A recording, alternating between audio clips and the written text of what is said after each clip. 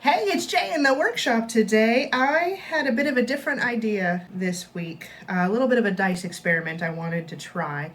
Uh, Basically, one of the most challenging bits of making dice is getting the faces even and getting the numbers to show really nicely, because in the process of sanding the face of a die flat, you run the risk of sanding the number right off and ruining the whole thing. Really popular lately are these inserts, which are basically a blank die without the numbers on it that you then pop into your mold after making the blank part in any style you want. Pop into your mold, and that's how you put the numbers on it. But it occurred to me that, I have the laser machine and the printers and everything, that I could basically do a wrap on one of those blanks. So take like this D6 here, cut a shape out of like sticker paper, put it on there, and the numbers could be on that wrap, and then I could take this and dunk it into a slightly bigger mold and have completely smooth dice that are still numbered and hopefully easier to sand. That's the theory. I skipped ahead a few steps because I already had the things I needed. So this mold right here is actually a blank mold that I made, and it was a error. I made it too big. My blanks didn't fit into my dice, so this mold was just sitting around taking up space. And then I realized I could 3D print my blanks a little smaller than this mold I already made, so the blanks fit right in, and you can see they're already inserted in there. So the next step that I want to do to test out this, like, can I make dice this way theory, is to make the wrap. I'm just going to test on a single D6 today and do the dunks, get them dunked in resin, get it to cure, and then we'll pull it out tomorrow and see if it worked.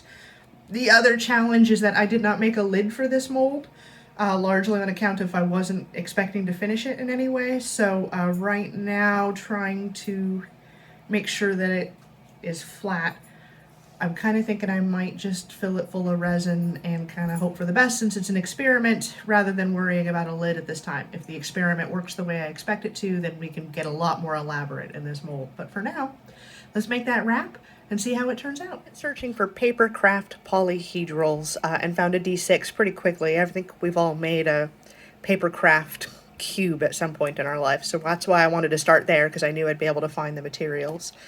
And then I just arranged and did up my numbers. This is the font I normally use on my dice. So right now, if I print this out on a piece of paper and cut it down to size, I should be able to wrap that insert in this wrap and have numbers on the insert to dunk in the die. But I wanted to go a little bit further here. Okay, and I just went and found some images on the internet that I can use, and I think we can use this also, double duty, as a prototype for our pineapple pizza dice. So let's get this printed and cut out, and we'll see if we can get it around our little D6. All right, we absolutely need to make sure that when we print out the stickers for these, that they're actually going to fit this. So let's measure our D6 size here. So we're looking at about 14.7 milliliters, 14.8, 14.8. Okay, so we'll do a 14.8 millimeter cube. I'm going to go ahead and import stuff into Inkscape so we can size it correctly. All right, so I think we've got our images lined up pretty good. There's a little bit of overhang, but that's okay, because that cut line will cut out exactly what we need it to cut, so that we can get this print ready to stick. Actually, it occurred to me it'd be easiest just to print the numbers on the pizza pattern and then use the cut line to actually cut the line. So this should work. Print this out on some sticker paper next. Let's see what happens. All right, we need to put all those prints into the laser cutter and cut out the shapes we need, which fortunately makes short work of that sticker paper, allowing us to get them. First, I want to try this with the pre-printed numbers. They're a little off-center, but that is fixable later. Right now, in prototype land, done is better than perfect by miles. I ended up having to abandon the pre-printed stickers and instead went for some cutout stickers that I could stick on like little decals. And at this point, it was just a matter of lifting the sticker off the paper and getting them stuck on the sides of the die. And then I'm using a red marker just to color in those white edges so they don't stand out so much. Here I am pouring a little bit of resin in, and there's our little dice buddy going right into the drink, into the dunk, now into the dip. This has cured in the pressure pot for about 24 hours. Let's see what we got. Oh, that looks pretty good, actually. Now, the inner cube isn't quite centered, and I kind of knew that would happen. I tried my best to do that, but you know, it's a prototype. I just got to keep saying that. It's a prototype. It's a prototype. So let's get this. Now, the big thing about this mold is it is not polished. So this is going to be the best looking side until I can get the rest of it polished. So let's pop it out. I'm sorry. It actually looks great. And got my polishing station all set up so I could polish the D6, but you know what? Let's not mess with perfection. I mean, you can see all the numbers clearly. It is definitely a pineapple pizza D6. And it's just... I keep laughing. I can't... I'm not holding it together. Well, every time I look at it, it gives me the giggles, okay?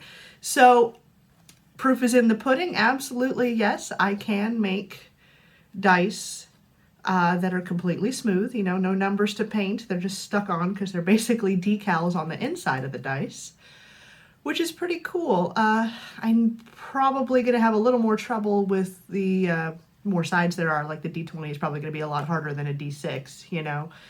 But it's definitely worth exploring.